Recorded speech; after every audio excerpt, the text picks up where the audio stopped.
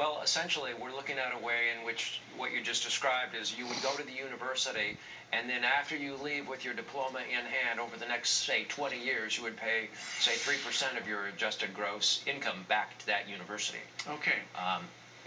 That's the tenets of it, yes. All right. So in the first years, when you're not making much money, that'd be a great deal for the student who graduated from college. But then once you're making a lot of money, that seems to be a really good deal for the school, doesn't it? Well, I think if you look at this from a broader perspective, getting more kids into our universities, period, is a great deal for our country. Right. I don't think it's a stretch to say this is a national security issue, that if we don't remain an economic superpower, then we're really in peril.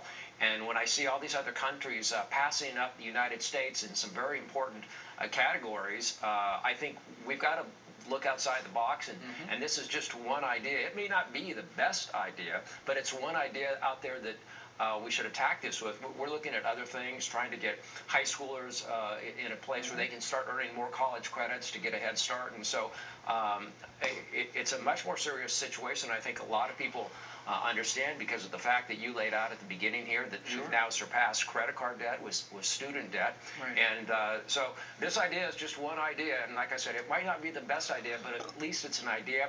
We're thinking about it. We're trying to put a pilot project together at one of our universities next year. And who knows, we could conclude, like, well, this won't work, or we might conclude that, hey, we should have started this 30 years ago. Right. I think it's important that this country start looking at different ways to do this.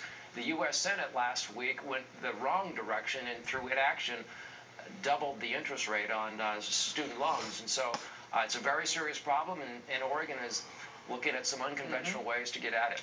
Well, I'll tell you what, the President and the U.S. Congress can't figure a way to dig us out of this hole, so it's good to know that up in Oregon you guys are working on it. Mark Haas, State Senator there, thank you very much for